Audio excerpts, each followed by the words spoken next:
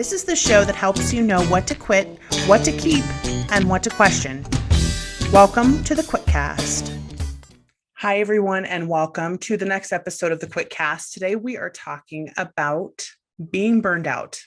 I promise this is going to be very short and it'll be very easy. The primary purpose of talking about this is because we've been asking the question, why am I not writing recently on the QuitCast? And we have gone through the phases of being stuck. We've gone through the phases of being blocked, and we've gone through the phases of being burned out. And so at this point, we are to the burnout. We just have to talk about it. We'll rip the Band-Aid really fast. Part of the reason that we're doing this particular episode is because I've been getting a lot of questions over the last couple of months. It is June 2021 currently, from various writers in the "Am I burned out?" vein. I mean, the question is just pretty blunt. And I think a lot of people are noticing I'm more tired. It's more difficult. I don't have the same energy that I used to. I don't love writing the way that I used to. And so there's a lot of people questioning, am I burned out? So I just want to answer that question really quickly. In general, many of the people that I have been coaching around this question are not burned out. There's something else going on, right? It's just there's a transition. It's not what they expected. It doesn't feel as easy yet as they thought it would. So there's just more difficulty. We see this a lot with writers when they're stuck in the middle of a long process, when there's no end in sight of something, right? And so it's like, why don't I have the same love for this that I used to? And I would say, in general, we have not seen a ton of burnout recently, not any more than we would normally see. And so for an awful lot of us, the answer is no. We haven't returned to what we feel like is normal yet. And so again, given where we are in June of 2021, that's not surprising. Many of us will not return to anything resembling normal for a long time. And so we just need to acknowledge that it's possible that I'm just sort of not as excited about things as I used to be, and that will return, that will come back. And so like a lot of us have been in some form of trauma or another for a while. Some of us have been in like active trauma for a while. And so we just need to have a little bit of grace. So I would say just because I don't feel like writing, or just because I feel stuck or blocked, that's not necessarily evidence of a burnout. And so I would say, go ahead and do all the things that you would normally do to get out of the stuck, watch the stuck episode, or the blocked, watch the blocked episode. Because today we're actually going to talk about like real, legitimate burnout. That's a very different state of being. Those of you who remember in the last two episodes, we've talked about the car, like the car of our creativity, and the way that it gets like stuck in the mud or it gets blocked by traffic. And this feeling of being burned out is like, if any of you have ever read The Road or seen any post-apocalyptic TV shows, or read any post-apocalyptic books, this is like the hollowed out on the side of the road, like burned out, not working car, I always think of it from The Road specifically, but there are, of course, other places where that exists as well. But the burned out car is non-functioning. It isn't just that it's harder to do it than normal. It's almost to the point where there's just no energy left. No matter what you do, you can't muster any energy. And I think a lot of us feel like, oh, that's just me being lazy, or like somehow I should have an endless. And again, what happens when you should on yourself? We need to stop doing that, but we should have an endless supply. Somehow we think that, right? Like, well, I should just have an endless supply of energy. And so why is this happening to me? And I would say it's because we have spent and not replenished, or we have been spending at such a higher level than we've been replenishing for such a long time, which is why whenever we ask burnout questions in coaching, almost always the first question is, how long has this taken? Because it's usually not like bottom of the pit burnout if it hasn't taken us very long to get into this place. A couple of weeks, and I would probably say you'd have to be spending everything that you have. And there are different variations of burnout. You could have mini burnout. A lot of people who, if you have Clifton strengths that are like achiever, sometimes significance competition activator, right? There are ways where you can burn out in like a small b, small o. Um, just like burn through your energy really quick and then need a little bit of replenishment. And a lot of us who are high in those strengths also have kind of a cycle where we burn hot and then we call it phoenixing, right? Where you burn hot and then you have to recover, and you burn hot and have to recover. That's not necessarily burnout. Like burnout is, it feels like everything is just hollowed out on the side of the road and not working. So we're going to talk a little bit more about how to sort of identify that a little today, and then also what to do about it. So I'm going to take a quick caveat pause and say, if you haven't yet watched our burnout episodes, I would go and watch those. And we're going to talk a little bit about how burnout happens, how we get into that place. And then we're also going to talk about kind of how to notice where you're at, and then hopefully how to get out of it. So the word burn is important in burnout because we are burning energy all the time, in a similar way to the way that a car burns gas, right? So if I fill the tank and deplete the tank and fill the tank and deplete the tank, and there are certain things that will automatically fill the tank regardless, eating and sleeping. And I would say in general, all the things that we think of as being like relaxing, right? Like for some of us laying down, for some of us, like there's just so many things that you could potentially do in each individual person is a little bit different. But then there are things that burn our energy. And part of the reason that we talk about energy pennies specifically, like the concept of a penny, is because it feels really easy for me to think about. And I've been doing this for like 15 years. I've been talking about energy pennies. And then when I heard about what spoons were, spoon theory, because I hadn't heard of that before, then I tried to adapt energy pennies and spoon theory together. We talk a little bit about that in the burnout video. So if you're more interested in that, about the different types of energy and how they can burn and how they're different from each other, check out that video. We'll link it in the show notes. But my primary interest here is in talking about energy as a unit of measurement, and specifically as small of a unit of measurement as possible, so that we can really conceive of how things go in and out of the bank of energy that we have to spend. So when I have a very easy set of decisions to make, like I wake up in the morning, do I brush my teeth, right? Like, yes, that's almost 0 pennies because it's a habit, right? For many of us. For some of us, other decisions, cost more pennies. And I do think of everything we do as being a penny cost or a penny add into the bank, right? And so there are some things that spend higher amounts of pennies, but everything spends one. From making decisions, yes, no, back and forth. Like, do I check my email? Do I go on Facebook? Like I'm spending every time I decide, yeah, let's do that. And then wait a minute, guilt. Yeah, let's do that. Wait a minute, guilt, right? So like we're spending pennies every single time we do something. And then additionally, we are gaining pennies from certain activities. And like I said, those activities are plentiful. There are lots of ways to gain pennies. And some of that is personality dependent as well, which is why we talk about energy penny usage as being dependent per person. So I can't just say like, well, what makes energy pennies? My favorite phrase. And again, if you're in the Becca drinking game, you say it depends, right? Because every single thing is unique to each person. But in general, if you look at the things that are in your strength behaviors, those are the things that fill you up, in addition to like biological and sociological and physiological things that fill us up as well. Food, sleep, sex, all those things, right? So there are things that give us energy pennies, and then there are everything takes energy pennies away from us. In normal life, I burn and save pennies at a relatively similar rate to each other. Some days I might expend a little bit more, some days I save a little bit more, and then I have a bank of energy, right? That's why I can work super, super hard for a long period of time, and then I eventually run out of that energy, and that's when I crash, right?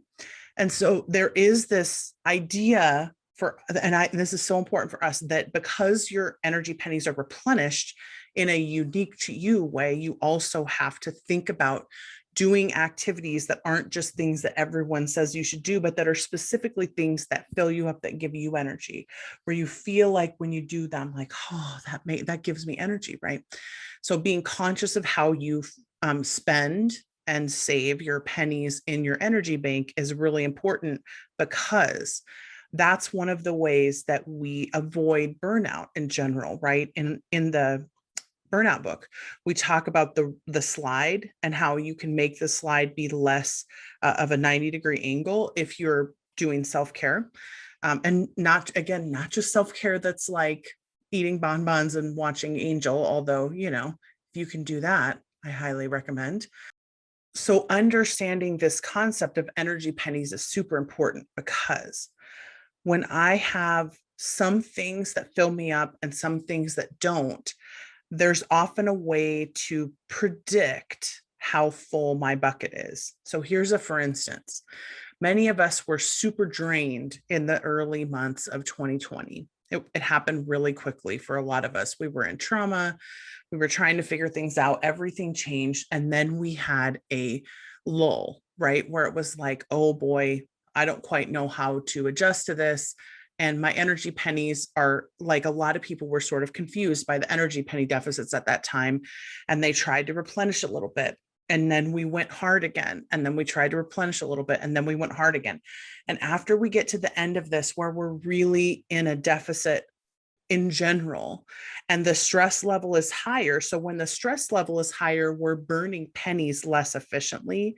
We're burning energy less efficiently, both mental, creative, physical, right? Like all the different types, because there are emotional, relational, physical, intellectual, and spiritual. So there are all different kinds of energy that we see being burned and saved. So as the stress level goes up in any form, it doesn't have to be about 2020. It could be about anything. When I'm stressed about a relationship, when I'm stressed about a job, when I'm stressed about the state of affairs of the world, whatever it is, then the stress level goes up, and it takes more pennies for me just to be able to be normal, right? So it isn't even about these huge extensions. Usually burnout happens because we fill our plate so full that we're stressed. So even normal life takes more energy than it used to. We feel ourselves getting tired. We don't understand why they happen. Why did I gain weight? Why am I suddenly irritable with people? Why am I not getting anything done?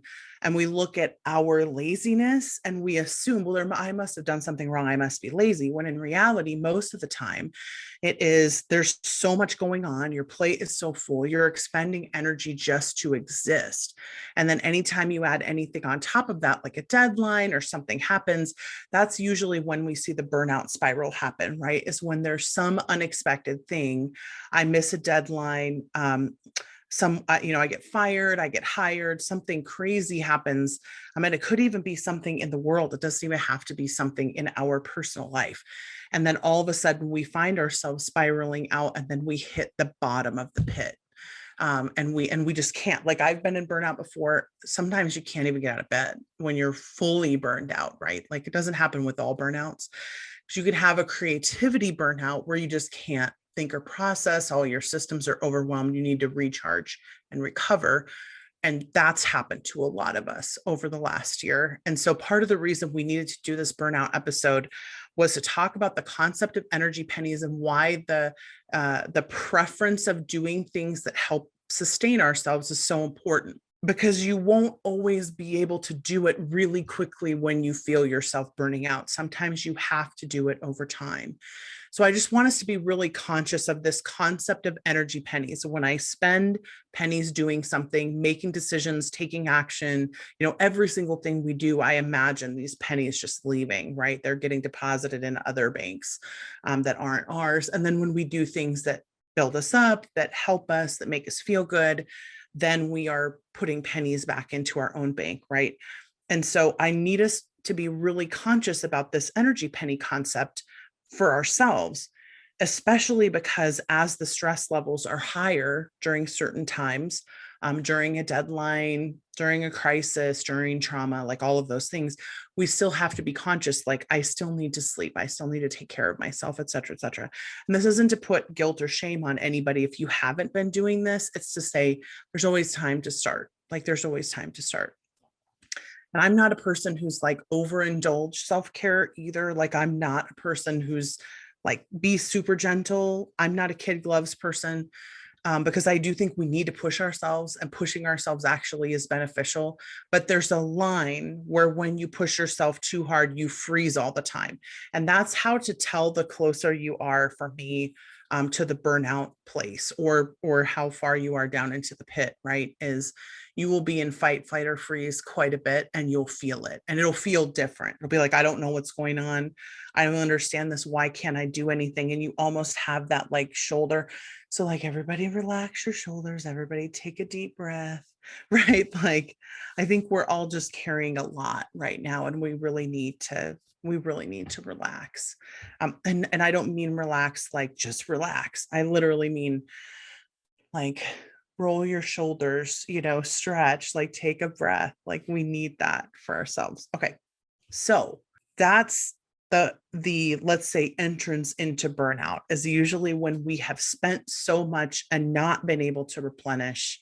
And then we feel ourselves either head down that slide, or we hit the bottom of the pit. The pit is going to feel like, I don't know why I can't do this, right? I don't know why I can't do this. I don't understand. I don't have energy. I don't have creativity. I can't think, etc. So it'll feel a little bit confusing for some of us, and it'll feel like, but I was just not that long ago so high functioning, right? A lot of us. So understanding that it usually takes us by surprise when we recognize it, burnout. And it almost always is, no matter what I do, I can't generate anything. And that's when, and again, I'm going to direct you back to the ladder episode. That's when we have to really think about building the ladder. The reason this is so important to differentiate when it comes to being stuck, being blocked, and being burned out, is when you're stuck and you're blocked, there are things you can do immediately that will help you in the manuscript. And you almost see the difference, right? Like, if you're stuck and you start to do some of the stuck list activities and it gets you unstuck in the manuscript, it'll feel like, oh, that was it. Like, now I could write again. When you're burned out, you probably won't be stuck in the manuscript. You may even be able to see where you're going. You may even know exactly what you need to do next, but you can't get yourself to the manuscript, or you can't get yourself to open it. So we're going to do this thing again that we did last time. And I just want you to see if this will help. I want you to go and open the manuscript right now. Just while we're all sitting here, I want you to go and open the manuscript. And I want to see if that helps. And if it does help, then there's a better chance. Like, if the only barrier was just, I need to go over the threshold of starting, like we talked about last time, right? Like, that's a barrier. Then that's very different from, no matter what I do when I open the manuscript, I can't make myself write words. I keep trying to run away from it, et cetera, et cetera. There's something else going on. That's a fight, flight, or freeze response. That's a little bit bigger. You probably need some help. If you're in burnout, you probably need therapy, coaching, support, counseling, whatever. And you also probably need emotional support and or other things, right? And so again, I'm going to reference the burnout book. I highly recommend that you check it out, or the burnout episodes from earlier, if this is you. But there are a lot of us, because of the stress collectively that we've been under, where we just can't make ourselves do things. And in those cases, I want us to intentionally try to replenish our energy pennies, because that's how we climb out of the ladder, right? It isn't just about indulgence and self-care, right? Sometimes it's about having expectations. Sometimes it's about setting deadlines for yourself. But you have to know where you are in that climb out. So again, I'm going to encourage, we do these monthly live Q&A sessions on the Facebook page, Better Faster Academy, which are free, and we do coaching, and you can come and ask for coaching there. You can't be face-to-face with us, but we do have face-to-face micro coaching in the Patreon. We have face-to-face live, like long session coaching on the Patreon as well. And you can just come to the website and look for that. But there also are there's a good chance that if you are in burnout, that it's going to help you more to seek out someone who's not a coach and who is instead a therapist. And so I'm just going to also throw that out there for everybody. Why do we talk about this? Like, why does Becca keep coming back around and around to burnout? It's not because I think that no one should ever burn out or somehow that we're bad if we burn out. Good heavens, like I burn out regularly. So it's just sort of the way that my life works. I think it's the Phoenix life. My bottoms hit a little harder. But why I do want us to talk about this is that a lot of us in the pit feel like there's no hope, right? Like I'm never going to do this again. I'm never going to be able to write again. I'm never going to have my energy back again. And we always do. Something always comes back. We always see people come out of the pit eventually. You might need support, and that's okay, but it will end. I do think it's important. I promised this was going to be short and sweet, so I'm going to let us go now. I have a few things to say as we finish here. We are finished now with the why am I not writing part. Hopefully we got through that. Hopefully we're all writing again. And if not, go back and listen to the first couple of episodes. We're about to get into the why am I not selling.